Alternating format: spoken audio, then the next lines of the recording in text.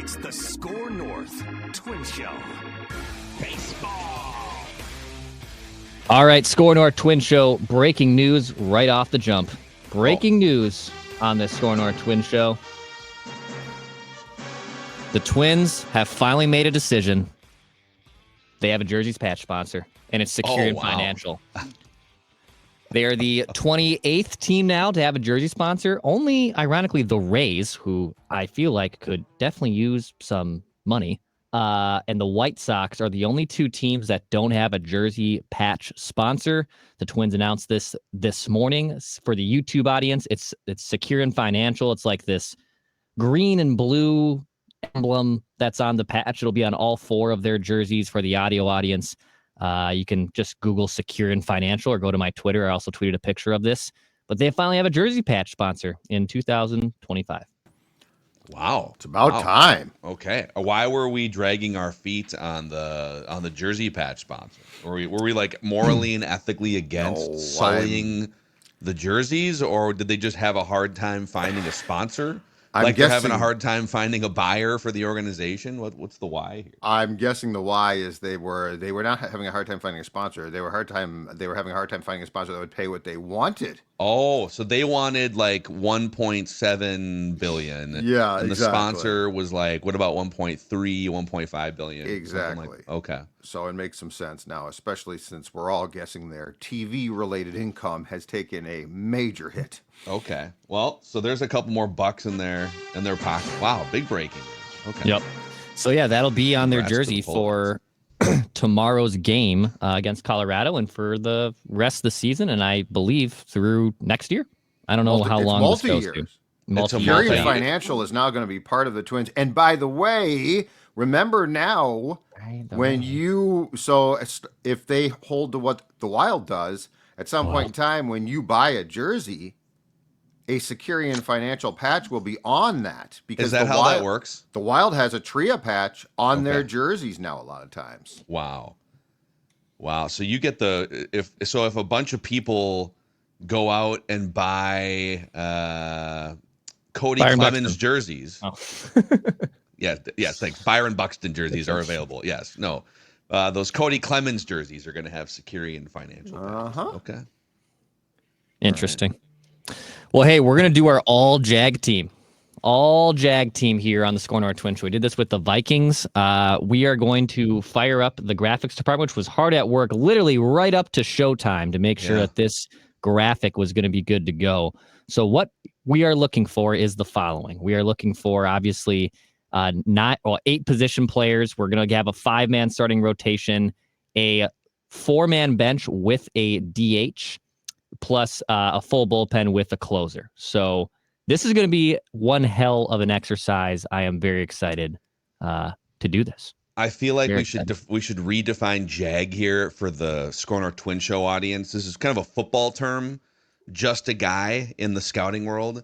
It can be deemed insulting. It could be taken as kind of an insult. And we discussed the delicate nature of calling professional athlete, even like a bad baseball player is a better professional athlete than any of us three schleps would be. So it's all in good-natured fun. Baseball players can be a little sensitive sometimes, I feel like. So just a guy, Jag, would be a regular contributor who's nowhere near an all-star level, but not a total disaster. He's just like a filler player, just fairly easily replaceable, but not a guy that you would just punt on without some other option, right? Just kind of a filler player. I've got a ton of choices here because, I mean, it's phenomenal when you look at the Twins, but I feel like baseball is more geared towards this conversation than football in some ways because of war. Oh, yeah. You can quantify it. I quantified it with war. Like if you are, in my opinion, if you are a below zero, like a 0 or a minus 0.2 or something like that, then you just suck. I would say you can still be a Jag and be a minus. I found a lot of guys though that are just around 0 that are very appropriate Jags. Yeah, I think if it's just funny, the sports stat is maybe leaning too heavily on analytics here, and we might have to bring him back to the scout's eye, because there's sometimes where like a really bad season can tank you or something to a level that we can discuss. There's a bunch of players that might fall into this category. And I got a bunch of players on my list. I think I have 20 starting pitchers. Yeah, and I have 15, I think, on my starting pitcher big board, and I feel like I could have gone 15 more. But you're going to give some historical perspective, And just hopefully, that we don't have. Yeah, for clarity, I actually started in 1980. Okay, I kind of started 1990. Right. And I did 2000. Yep. So we're all going to be, yes. So there's going to be a lot of, so I went back to 80 and worked forward from there, which was just a glorious exercise. Okay. All right. So let's start with catcher. And by the way, let's have a starting catcher, like a guy that was their starting catcher. I feel like, because there's a lot of backup catchers that can be quantified as Jags, Agreed. and then we're gonna have to make a decision who is the backup catcher. But we should have a starting catcher as the starting catcher for the Jag team. Yeah, like part of this exercise, I feel like it's some of this is gray area subjective, but a Jag has to be someone that played regularly, or in this case, like started fairly regularly for at least a season, maybe multiple seasons. And it's not some guy that just came in as the 26th guy on the roster, 100%. So a prime Jag, in my opinion, who I did not consider because of what Declan just said, was Henry Blanco, who replaced Mauer for like a year when Joe was hurt. And Blanco was a massive Jag. And by the way, he was a really good catcher. But like, I didn't consider him because of what Dex said, which is he really wasn't a starting catcher for a long enough period of time. Well, but he was thrust in. He was here for 1 year. Yep. And it was 2004. He was signed as the backup catcher, to your point. But he was thrust into a starting catcher role, which to me makes him eligible for the Jag conversation. Doesn't matter how he got there. He started like 114 games. In fact, Henry Blanco was a 16-year major leaguer. And that 2004 season with the Twins was the most games and plate appearances he ever had because of the Joe Mauer injury. So I would fight you on that and say, I'm not saying he should be the guy at catcher, but I think he's eligible. He belongs in the conversation. Agreed. Yeah. I wanted more time. Like I wanted more, like 3 years. Like there's some some really good options of guys that caught here for a while. Okay. Okay. I don't think the 3-year rule should be a hard and fast rule. It's just it's your taste. It's your taste for what you would fight for. Okay. Okay. So starting catcher. So I would lean. It was more of a recent one, but when they got Jason Castro from the Astros. So Jason Castro was solid with Houston. Caught here for 3 years. Keep in mind too, we had Joe Mauer caught here for what 8-9 years before moving to first base. They've tried a lot of different starting catchers. I think Kurt Suzuki is above a Jag. He made an all-star game. He was an all-star. Caught the final lot. Yeah, he wasn't a Jag. So first one for me would be Jason Castro. Castro's a really good one. I'll give you Ryan Domit. Yeah, he's on my big board too. That's the one I've got. Okay. I've From got 2012 or whatever, 13, whatever year that was. Yeah. He was here for 2 years. First year he was a starting catcher. Then they kind of moved him to like 3 other DH and first base and corner spot. Maybe you guys don't think these two are eligible, but because they were mostly backup catchers. But I do have Drew Butera and Mike Redmond in the big board conversation. I think Redmond's above. I think he was I understand you can quantify him as Jag, but like didn't he hit like 300 when he backed up Mauer? That's a good point. Like he was a really solid backup catcher from a hitting side. He was a 297 hitter with the Twins over 3 years with negative power. Yeah. But yeah, he was one of the better batting average catchers in the league. It's probably fair. Butera, I did not. I didn't think that he was good enough to be a Jag. He's below Jag. He's below Jag. He's the poster child for like, hey, dude, great career because you actually had a pro career. But yeah, I've got Domit's my first choice. The other guy who would be, so he was an all-star and a World Series champion, but in some ways a massive Jag is our guy, Lods. Oh, Tim Laudner. 3.2 WAR in 9 years. Look at the batting averages. Look at the production at the plate, but a really solid player.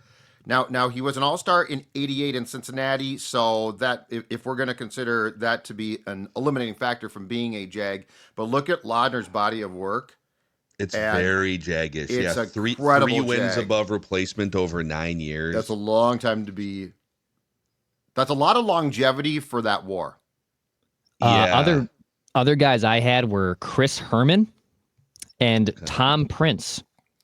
Tom Prince, man. Who backed up AJ for like a couple of years. I thought you were going to say AJ Pierzynski. Judd, I thought you were teasing AJ Pierzynski, and I was like, where are we going here on the Jag list with one-time World Series winner? Oh, no. No. So, yeah. Pierzynski's I know, he's really good. That's where I thought he was going there. No, Herman or Tom Prince are my other backup options. I'm good with Lauds. I'm good with, there's a lot of backup catchers that we could use. We could use Christian Vazquez, for God's sakes. Wow. Oh, Christian Vazquez is sometimes you forget about the most recent guys.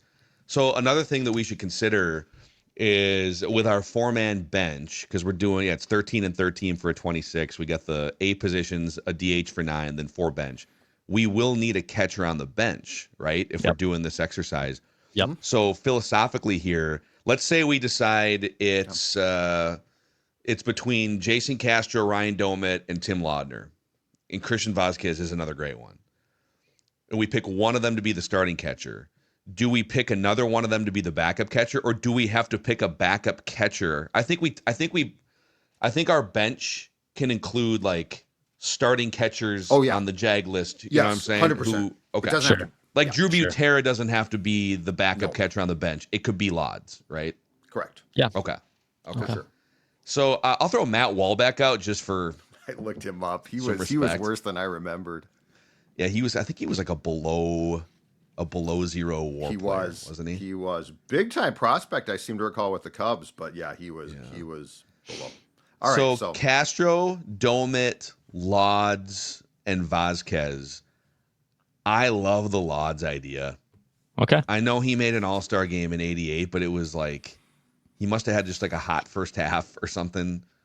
But his career, and he was clearly a good field general. Oh yeah. And he was the catcher in '87. Is that disrespectful though? Like he won a World Series and an all-star game. I'm just saying that he fits the description really, really well. He does. But I mean, if you were to go Vazquez, I would have no objections.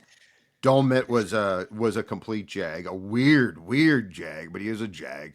Yeah. So I have no problem with any of these choices. By the way, Lauds is kind of funny because in Double-A in 1981, Lauds hit 42 home runs. Oh yeah, pop.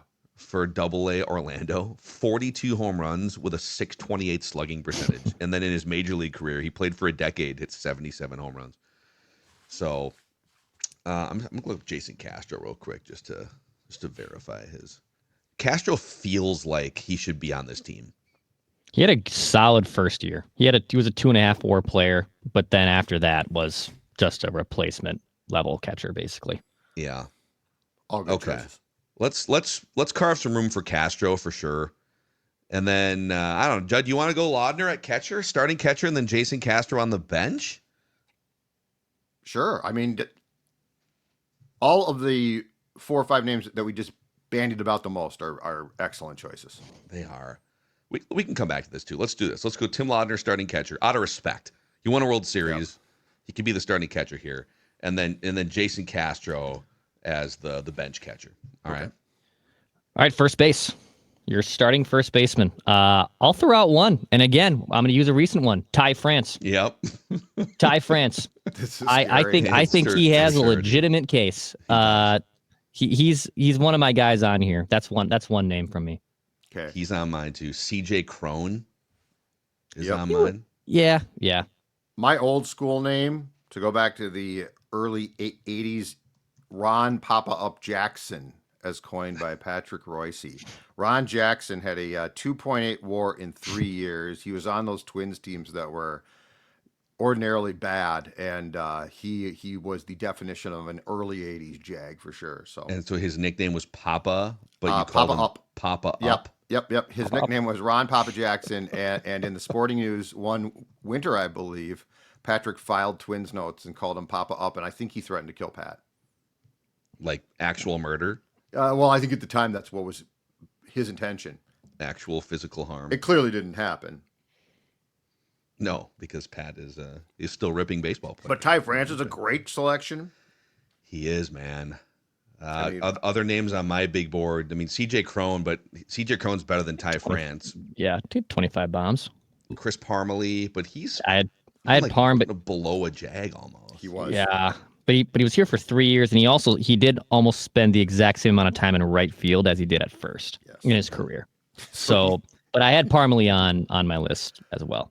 Parmelee's got Donnie Barrels. I have Solano on mine as well. But Solano, I feel like, was also like, he wasn't a good fielder, but he was a solid. He had 110 OPS here. Like, he was an above average hitter. I wouldn't call him but he was kind of jaggy. I don't know. I sort of like the nod to today. Ty Putting France a current player on. I sort of love that idea. Like, we're coming out of the gate here. We got Lods and Ty France. I think it's Let's great. do it. Let's do it. All right, Let's put do Ty France. We'll come back. We can circle back at the end.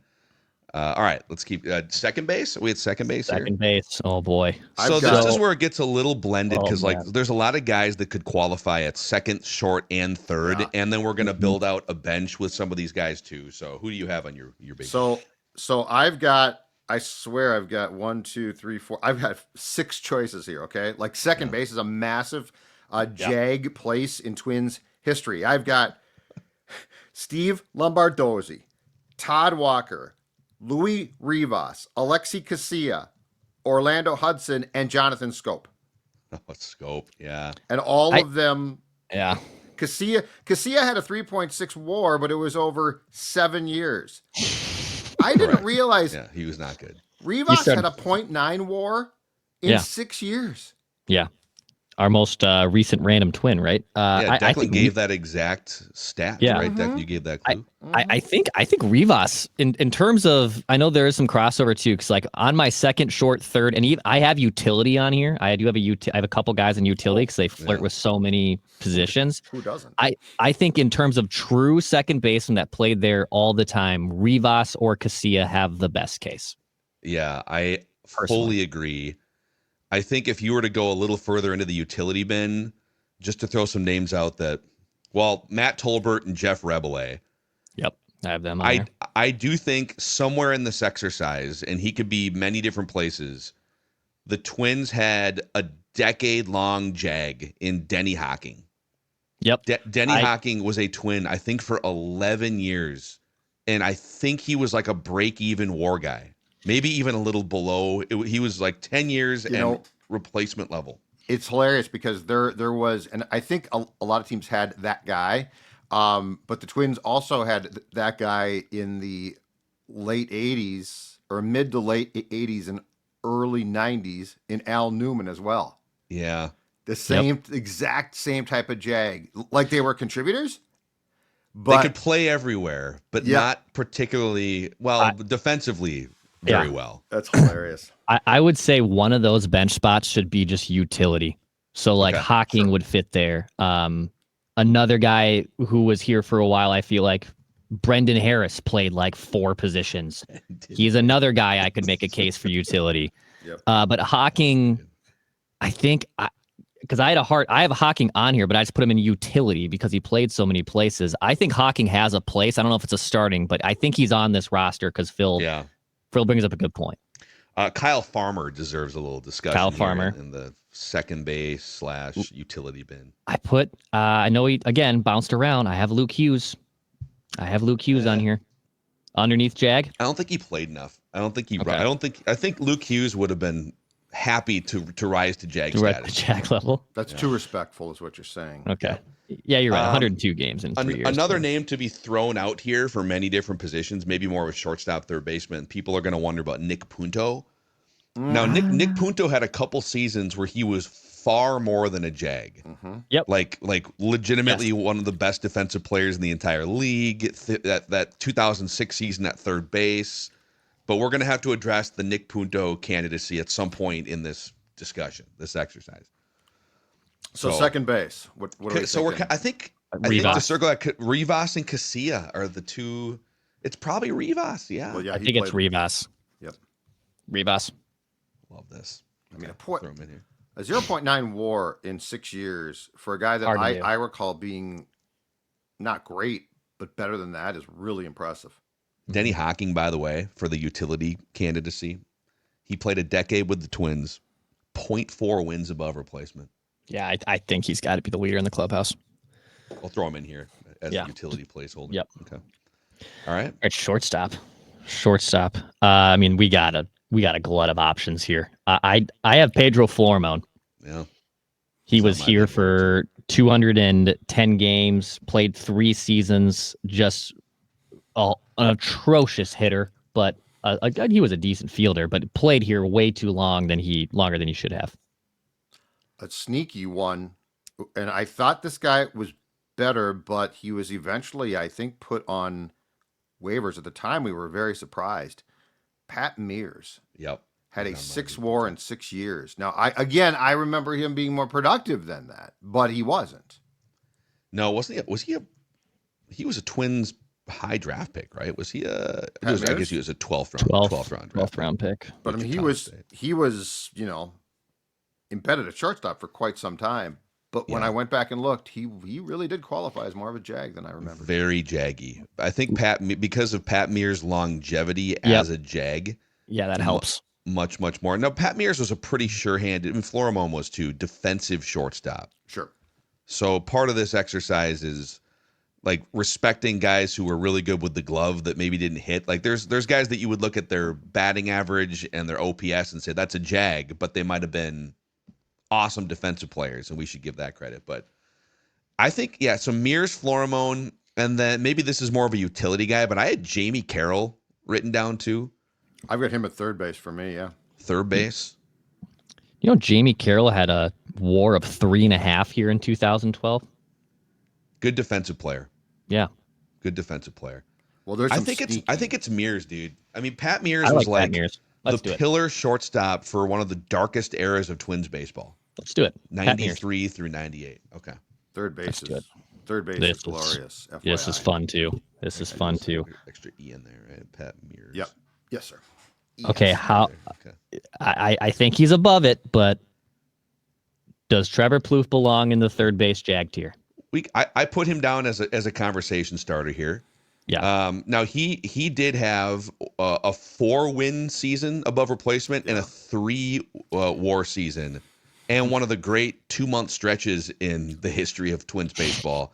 He was. I think he was slightly better than a Jag, but it would be fun to hear his own self-evaluation here. If he had only had one good WAR season, I think he is a prime candidate. But let me throw out a name of another old friend of not this show necessarily, but AM 1500, the talk station, Ron Coomer. Oh, yeah. 2.5 Jag, 2.5 WAR in 6 years. Swaggy Valencia was a 0.9 in 3 years. You know who was a sneaky Jag? And again, he was a platoon World Series guy. Was Scott Leyes. 4.8 WAR in 6 years. Very much a Jag. Got moved to shortstop in I think 92, and it didn't go well. But again, he's a guy that I would have thought rised above a Jag, and then I'm like, no, he pretty much fits in. Yeah, Coomer and Leyes are number 1 and number 2 on my third base big board, with mentions and shout outs to Danny Valencia, Brian Busher, and the half year of Mike Lamb in like 2000. I got Mike Lamb. I think it's Coomer. I think we got to go Coomer. I think we got to put as many people on that we actually dealt with. And Plouffe, to me, went into the exercise thinking that Plouffe was a Jag, and then I looked at the 2 years. Yeah. And they're almost too good to like compete with these guys. Coomer also, so sometimes the all-star thing, because he was an all-star, but it's also a sport where every team has to be represented.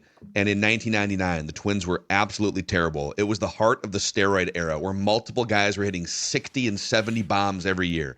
And I believe Ron Coomer led the team with 16 home runs that year, or he was among the team leaders. Yeah, he was just like a 15 homer, 65, 70 RBI guy who batted 270, likable guy, personality. It's Coom. Okay. It's Coom. Let's do it. We can do Coom. Let me throw this in here. Okay. All right, 3 outfielders. So I don't think we have to go true left, center, right necessarily. I understand where you want to make that case, and there's obviously a glut of options here, but I think we just do 3 outfielders personally. I think we should lean toward filling the outfield spots. Okay. If you want a true center fielder, I wouldn't fight you there because there is options at just like center field, but like corners, I feel like are interchangeable. Like if we wanted 2 right fielders or 2 left fielders, I wouldn't hate that. What do you think, Judd?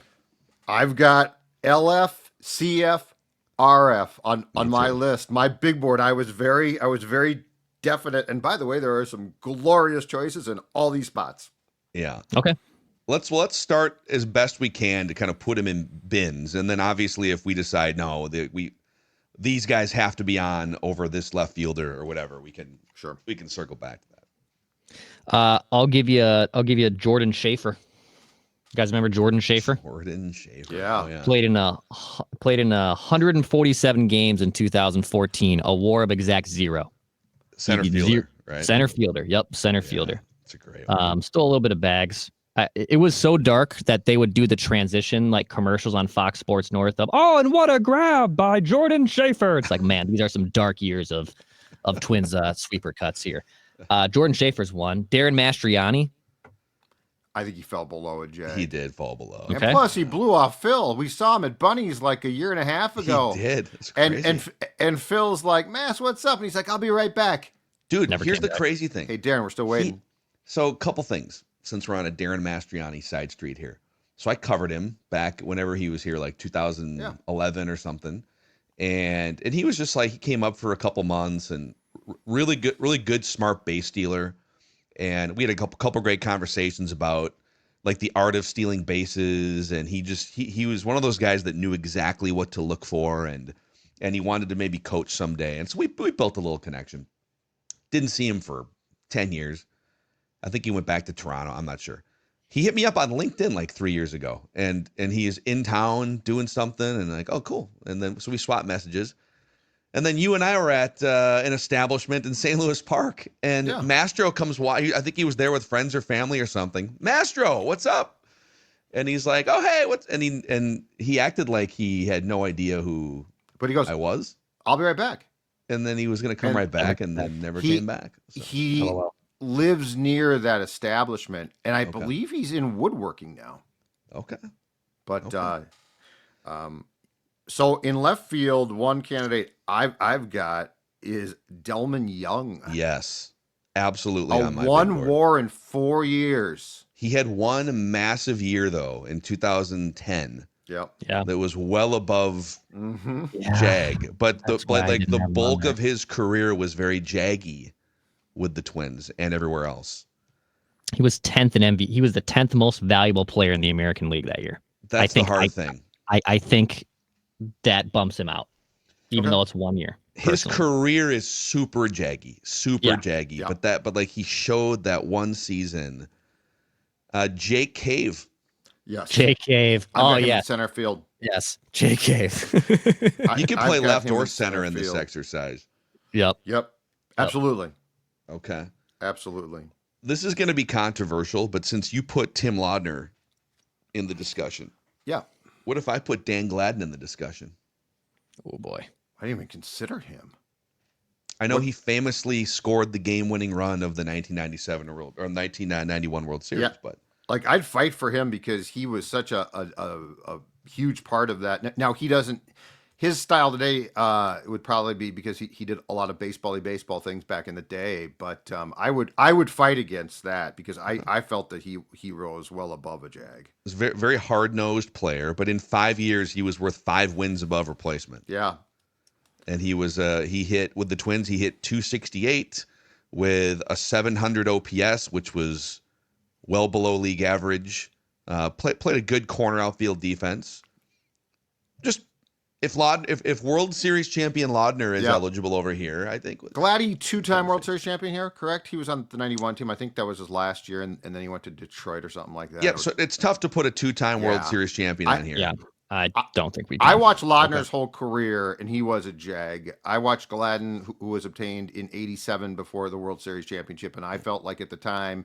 Now this is going to sound stupid now, but when they got Gladden from the Giants in '87, they literally had gone through this long period of not having back then a classic leadoff guy. Yeah, and he served that role. So I would fight against that just based on 2 World Series titles. Totally fair, and I love Dan Gladden as a player it's a great one to throw back in out, the day, and I love him just as a guy at the stadium and stuff. And I think there was a certain winning attitude and culture DNA thing in there that rose well above the numbers. So, I feel like it's worth turning over every stone. In this absolutely, absolutely. If no one objects, I think that Jake Cave should be in left field. Sure. Let's do it. Okay. One of the two. Diving Jake.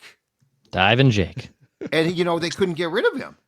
Well, they chose to not get rid of him. By the way, Jordan Schaefer only played like 68 games with the Twins, so it's very borderline. He's very jaggy, but he didn't play a ton of games with the Twins. Oh yeah, because he got traded. In center field, I have 2 candidates. One who was actually better than I thought, so it's probably not a good one. His WAR was 6.5 in 5 years. Rich Becker, but Rich Becker was kind of ahead of his time as a walk and OBP machine. Yep. Yeah. But the other one that I think is worth a discussion because of the expectations and how he completely failed to meet them was Aaron Hicks. Interesting. As a Twin. Now, as a Yankee, he went on to, I think, a pretty good career, or decent. But he had a 2.5 WAR in 3 years. But, I mean, he jaggily decided to give up being he said, I'm not going to switch hit today, and therefore I'm just going to, and it's like he did a lot of jaggy things, I felt like, as well. Well, if we're going to throw Aaron Hicks into the discussion, then do we need to talk about Ben Revere? I thought about this too. Now, he stole a ton of bases. Yep. Ton of bases. Noodle arm. Yeah, had a noodle arm, literally hit 0 home runs over 3 seasons with the Twins. But ranged really well as a center fielder. Yep. Well, then another option for me would be Jason Tyner, even though I loved him. Hit 300, but was here for 3 years. Never had an OPS above 100. In his 3 years of career WAR of 2.4. Okay. Michael A. Taylor belong in the discussion? He was a Jag mercenary. He was here for 1 year. 1 year, yep. Yeah, but I mean, he played, but I guess where I will give him a little bit of the eye test benefit of the doubt is he played such a good center at a time when they literally would just go get Jags. Like if he's a Jag on 1 year, and I don't know what his WAR was, but Margot last year, who is just a butcher in the outfield. Like Michael A. Taylor, for his year, served a purpose. Is Manny Margot in this conversation then? He might fall below a Jag. I mean, that was such a bad year. He was such a bust. Yeah, it was. Oh man, I almost feel like going back to like Rich Becker. They tried the Rich Becker thing for multiple seasons, but the problem is he had a 4 WAR season and a 3 WAR. So we think back, Rich Becker was like a punchline, right? He was replacing Kirby Puckett in the outfield,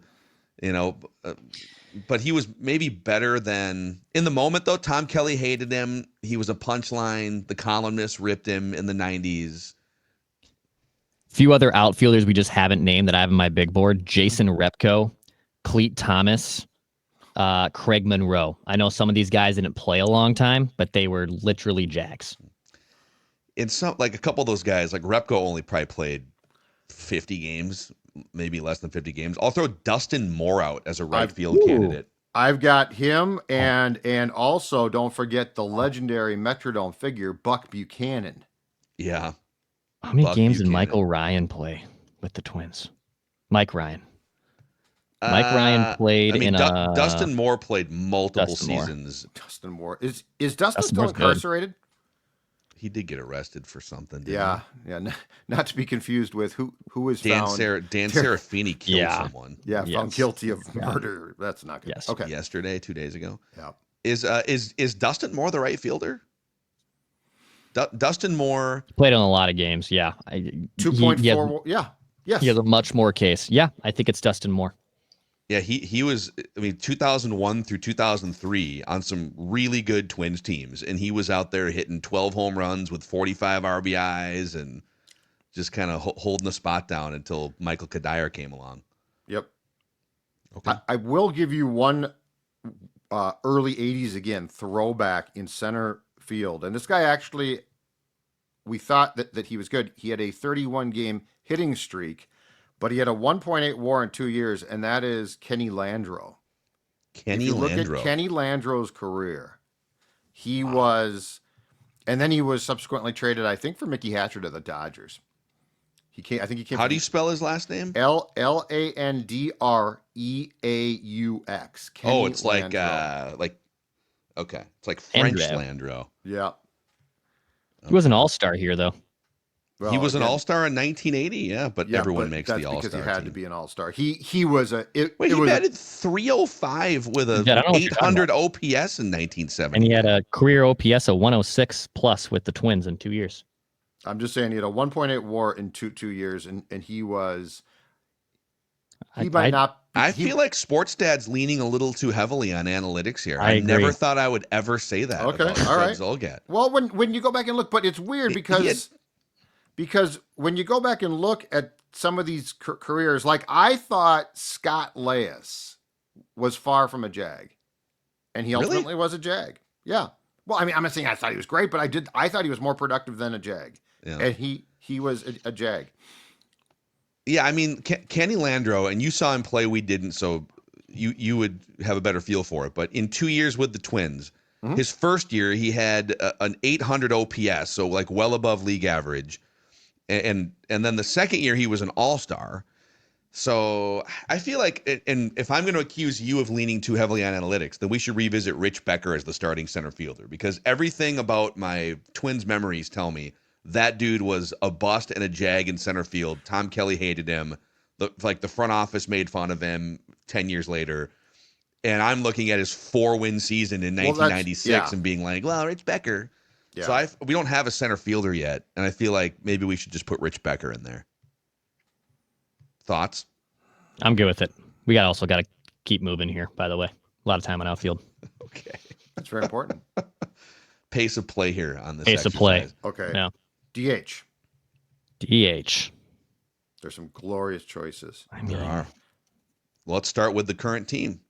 Trevor Larnach. How many games did Domit play at DH? Because we could also sneak him on here. We could. I'll give you a sneaky one again based on WAR in 12 years. I believe a friend of Phil from his trips to Chicago, Randy Bush. Yeah, that's a good one. 1.4 WAR in 12 Was he years. mostly a DH? DH and pinch hitter. Okay. Randy Bush is a good name. I'll give you Kenny's Vargas. Yeah, I have Vargas on here. That's a good one. I have Kenny's Vargas on here. More of a DH than a first baseman. And then Robbie Grossman. Yep. Oh, Robbie. 2.8. Good OBP guy. A name we haven't mentioned, that if there's anywhere to mention him, I guess it would have been catcher or DH, Matthew LeCroy. Yep. I've got him down. 0.4 in yes. Yeah, because he was ultimately, because he unfortunately couldn't throw to second base, which made Frank Robinson cry in Washington. That's right. I've got him and Randy Bush as my top two candidates. Wow. But I do could have throw Grossman. Randy Bush. Randy Bush could come off the bench too, because he does the pinch hit thing. Absolutely. Okay. So what if we threw Randy Bush on the bench, and then we put Matthew LeCroy at DH? Okay. Very strong. Something like that. All right, and then so that leaves us with, because we of the 3 bench spots, we have the 8 positions, and then the 9th is DH. We have a utility, which right now is Denny Hocking. 2 bench slots filled with a backup catcher and Jason Castro, and then Randy Bush as like the pinch hitting specialist. So I think we need like one more, a guy that can play some outfield. Okay. Or like a super utility bench player. Yeah. What about, because Hawking could play the outfield, correct? He could play outfield. Yeah. How about we go for the other bench spot then, Al Newman? Wow. Because now you work them both in, and they're perfect. They are. Yeah. They can play everywhere. They can roam around, hit ground balls to the second baseman. You know. I like Tolbert, and I like Brendan Harris as utility guys. I would say Al Newman is a super version of both those guys. Okay. Yeah, Al Newman was like the 5-year. He played all the time at a very, very low level. Is that fair to say, Judd? But like enough to literally be a starter for a couple teams, 89, 90. Involved in some, he was on the 87 World Series champion. He might have been on the 92 as well, but he was the definition of a Jag. You know what? He impossibly slugged 275 in his Twins career. 0 home runs. One career home run hit for the Expos, if I'm not mistaken, against the Braves on the same day. I believe that Bob Horner hit 4 home runs in one game. Yeah. I mean, two times World Series winner, but yeah, this is awesome. His career page is awesome. I think we got to go Al. Okay. This is hilarious. Newman. So Al Newman, we got every position covered here with Al Newman and Denny Hocking. If anyone gets hurt or, tweaks their ankle or something, these guys can step right in. Okay, so pitchers coming up, but a quick shout out to our friends at Grandpa's Barbecue, which you can also now find at all Fratelloni hardware and garden stores in 20 locations. So go check it out there. Plus, you can order at grandpasbarbecueshop.com. I was putting it on some steaks earlier this week and great dry rub. There's some sauces, plenty of awesome options. Plus, your proceeds benefit xeroderma pigmentosum, which is a rare disorder that affects people with UV light problems. So you're also helping out a great cause and buying some great products. So go to Grandpa's Barbecue Shop. Go find them in Fratelloni hardware and garden stores. Starting pitchers. Oh, this is a glorious, glorious list. Yes, it is. Let's just go around the room. Let's take a few laps. Declan throws a name out. Judd. Let's just throw names on the table. Names on the table, okay? Kevin Correa. Yes. Nick Blackburn. Oh, I know. I had a tough time with Blackburn and Slowey, but then I'm thinking about it more, and I was like, no, they're more Jags than they are. Oh yeah, Slowey. Over Jags. Slowey's on my list, yeah, for sure. Mike Pelfrey. Oh god. Yep, beautiful. I got Big Pelf. So beautiful. Can I throw out a name of a guy who pitched for the Twins in the late 80s and was sort of slappy. 89, I think, especially when things didn't go well, or 90. Roy Smith. Okay. If you look at his career arc, and he was he had a pretty good year, but he was also on a Twins team that was not good. Yeah. It's a little before my time, Declan's time, so we're kind of trusting you here. Yep. He spent 4 years with the Twins. Okay. Yeah, 86 to 90, career ERA of 4.28. He had a decent year in 89. He had a 2.7 WAR, a sub 4 ERA. Okay. In on this. Let's keep going around. Keep throwing names out. All right, it wasn't longevity, and he was booted off the team, but he started opening day. Levon Hernandez. Kind of made a career as a Jag. He was awesome early in his career, and then just pitched 15 more years as a Jag who could eat innings, right? So, not longevity, only here for 23 starts before getting basically booted off the team, but started opening day. I think there's at least a case to be heard. I almost feel like he needed to pitch more with the Twins because there's so many other candidates. Kyle Gibson, Kyle Loesch on my list. Yeah. Loesch actually had a very good career after he left, but was jaggy here. Ricky Nolasco. Oh, yeah. Ricky. Yeah, Ricky's on here. Hector Santiago. Yeah. Our guy. Phil Hughes. The one year really was unreal, man. Because of the 1 year, but that's not a bad one. Scott Diamond. Yeah, Scott's on here. Yep. The best of the worst, but yeah. Only 8 starts again in the COVID year. Rich Hill. It's Big Dick Mountain.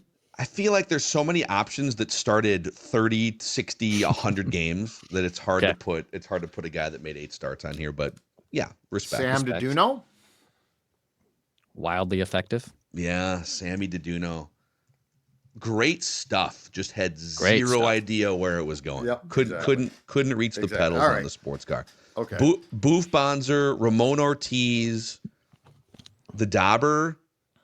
The Dauber's good. So on Boof, I think Boof deserves more of a spot in the bullpen because he just sat at the end of the bullpen as their long relief guy for also like 3 years. We could talk about that. Yeah. So I think Boof 100% deserves at least one of the relief spots, if not a starting pitching spot. Hey, how about eventual Royals All-Star Mark Redmond? I like that one. I feel like he's less of a twin. Yeah. And more of a 3.6 WAR in 3 years here, by the way. Yeah, Mark Redmond. Rick Reed maybe deserves a little discussion, although I think he was probably better than maybe people remember. So we got to pick 5 of these guys. Okay. Is there a name that like has to be Who's the ace? The ace of the Jag pitching staff. I mean, Ricky Nolasco is a great one. Sure. Sign that big contract. Just absolute. Yeah, I mean apathy. That entire rotation has spots on this, like Correa, Pelfrey, Nolasco, all have serious cases. I would have no objection to including all 3. They are perfect. Like they are. So Nolasco, Mike Pelfrey, and then Kevin Correa. Seriously, yeah. And then dude, Blackburn was a horse, but just so jaggy. Also in that same sort of time frame. Kyle Gibson. Does Kyle Gibson have to be on here? I would stump for Blackburn and Slowey before Gibson, but like I'm not gonna lie. I think Blackie has to be on here, doesn't he? Sure. He had WARs of 2.3 and 3.3 in 08 and 09. Also, game 163 was his masterpiece, and he took the loss in it. That's fair. I think Slowey has a bigger case than Blackburn, if I'm splitting hairs. Give us his numbers. Sure. Slowey, in 5 years with the Twins, had a 4.4 WAR, 4.66 ERA. Classic pitcher wins, though. 39 wins to 29 losses. He had double-digit wins with ERAs of 4.8 and 4.4 in 09 and 10. Yeah. Blackie was really good for those 2 years, but it was. I will say Blackburn in 6 years has a career WAR of just 3.2 and a 4.85 ERA. So his numbers are actually worse than Slowey's. So maybe I'm wrong there. Oh, yeah. Okay. I mean, Slowey was a higher upside, better stuff pitcher than Nick Blackburn was. Yeah. Okay. Kyle Gibson, very sneaky because Gibson had a couple nice seasons with the Twins, but it was like for every 3.5 ERA season, there was a couple 5.07s in there, and it all balanced out to be 7 years and 9 wins above replacement for Kyle Gibson. It's too brief, but shout out Martin Perez as well. Martin Perez, really yeah. Dude. 0.4 WAR, but it was only 1 year. So if we're considering body of work as a Twin, he probably doesn't qualify for enough time. Yeah. So if we went, okay, are we back on Blackburn? Yeah. It feels like Blackburn epitomizes that era is perfect. All right, we need one more. Judd, give us a 90s or 80s one. Check out Les Straker, 87 World Series team, a 3 WAR in 2 years. Basically, that starting rotation by the World Series was Frankie V, Blyleven, and oh my God, we're gonna have to throw Les Straker. Les Straker, okay.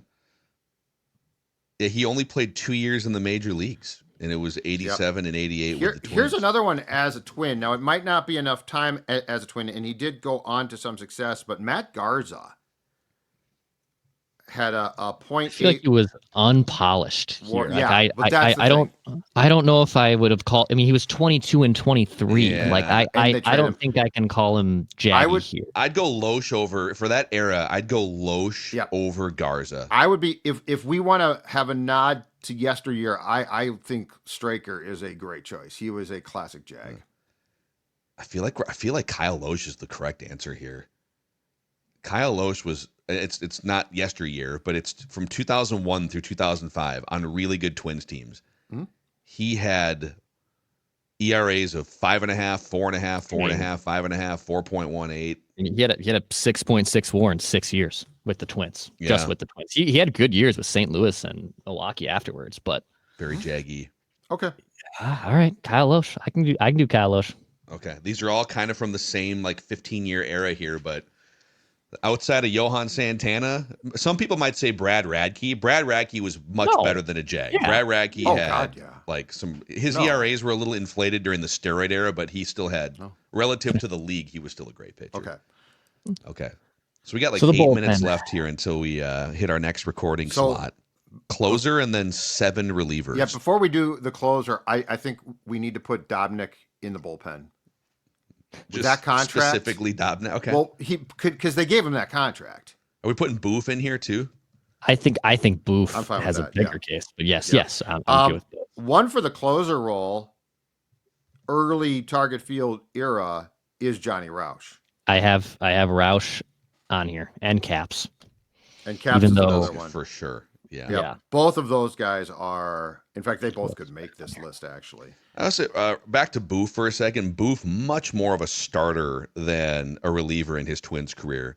Okay. He made 96 games. 60 of them were starts. So he would actually belong more in the starter conversation, but I don't think he eclipses Loesch because he was like a 2-year starter. Okay. So I am going to take Booth out of the bull. He was a reliever for 1 year. Okay. So and Dauber was more of a starter too, but we do need a long guy. So Dauber can be the honorary. I feel Dauber has with that contract. Sure. Has to be on this team because he is he would admit he's a Jag. So for closers, between who's our starting quote unquote closer? We got Caps, John Roush. I'll throw Brandon Kinsler out there too. He made the All-Star game, but I think Caps and Roush have a bigger case than Kinsler. You know what? I like Caps because you traded for him. He was supposed to sort of be the guy who I like. Roush was Roush was put into that role because Nathan got hurt during spring training. So Caps was brought in to be that guy and just kind of meh. I like that one. Stunk. Yeah. I would like to suggest a guy who was supposed to be a friend of the show, made one appearance, and then his elbow popped on him. Trevor May.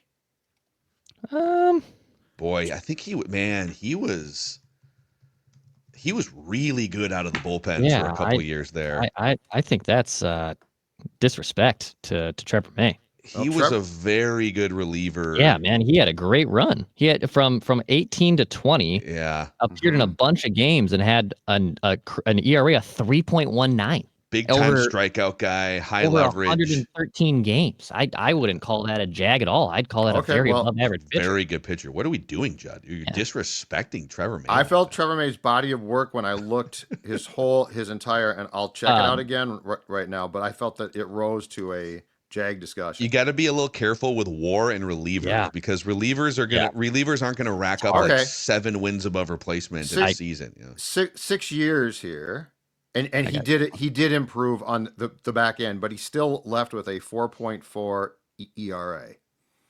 Yeah, but some of that is like his before he got hurt, he was a really, really rough, like ages 24 through 26. Yeah. If you take him post-surgery from 2018 through 2020, he was like legitimately a really good reliever. All right, I'm still gonna. I think this is more of a like Casey Fiend discussion than a Trevor May discussion. I'll give you one. He's still in the organization somehow. Michael Tonkin. He played in 154 games with the Twins with a 4.37 ERA and a WAR of exactly 0. Yeah, it's a perfect candidate. Okay. Love me some Tonkin in this discussion. Yeah, some other name. We do need a lefty here. So Brian Dunsing as a lefty. I have the Dunce. I do have the Dunce on my list. Okay, we'll throw him in. Dunce on my list. It's a good one. A little lefty, a little asterisk for the lefty there. We do need 4 more reliever spots. We've got so Caps as the closer, Dauber as the long guy, Tonkin, Dunsing, and then 4 other spots. Here's a few other names to chew on here: Casey Fiend, Emilio Pagan, Tony Fiore. Mm-hmm. The palm ball guy from like the early 2000s. I've got him in here. Okay. Should we throw Tony Fiore on here? Just a little change of pace. Sure, absolutely. What about R.A. Dickey? You didn't spend too much time here, right? You only spent like the parts of 09. How much did he start here? He started Man, is this true? R.A. Dickey, 35 games in 09. That was it. Okay. Yeah, so we need a few more reliever spots here. Keep plowing through names here. What else? Yeah, You got here? Casey Bob. Fiend. Yep. Uh, Bob Wells. Ooh, Bob Wells.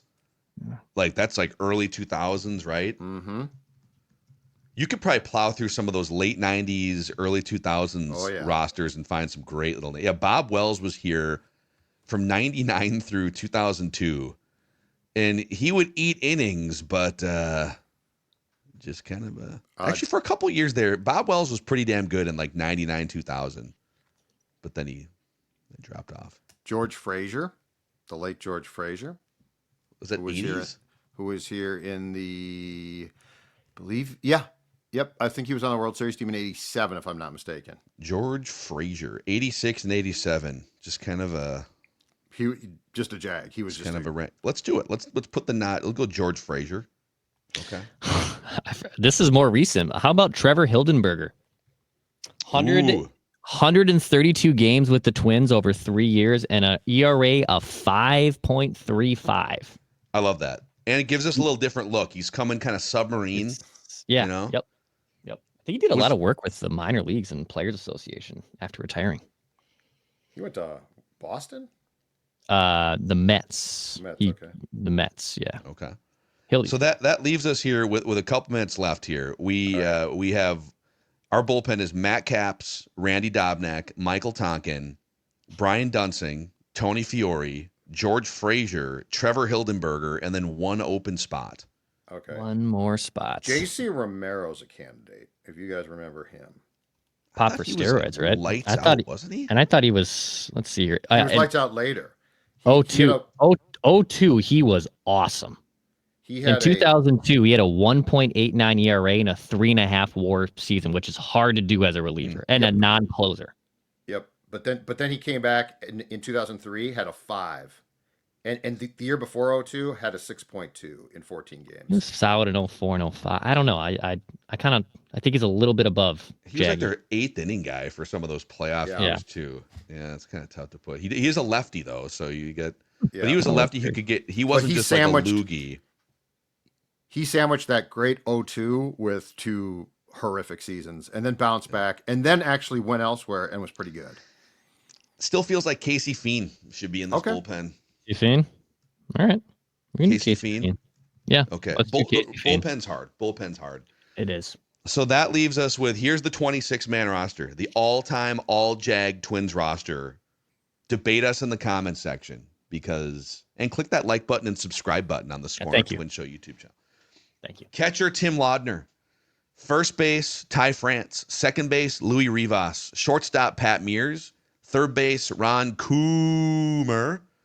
Left field, Jake Cave. Center field, Rich Becker. Right field, Dustin Moore. DH, Matt LeCroy. Super utility, Denny Hocking. Another super utility, Al Newman. And then Jason Castro, backup catcher. Randy Bush coming off the bench. Starting pitching staff, Ricky Nolasco, Mike Pelfrey, Kevin Correa, Nick Blackburn, Kyle Loesch. And then Matt Capps, the closer, Randy Dobnak, Michael Tonkin, Brian Dunsing, Tony Fiore, George Frazier, Trevor Hildenberger, and Casey Fiend, rounding it out. Wow, you guys. What an exercise. Very nice. Yeah, I feel like our starting pitching fits well. I feel like we probably should have diversified it a little bit more to include, like, because that's all basically from the same era or very close. So it is. Yeah. I feel like the starting lineup or the position players, I feel, are a very nice array of different eras of Twins baseball. It is, man. Yeah. Wow. But this is like the pitch to contact era of Twins baseball too, which lends itself to jaggy starting pitching. Yeah, but I mean that John Butcher, Mike Smithson, you had a bunch of guys like that too back then. So wow, what an exercise. All right. Hit the like button, subscribe button here on the Score North Twin Show. We had an episode yesterday about Rob Manfred's comment about the ownership pursuit of the Twins. You can check that out, plus anything else that happens. We'll be here to react to it. This is the Score North Twin Show, the all-Jag team.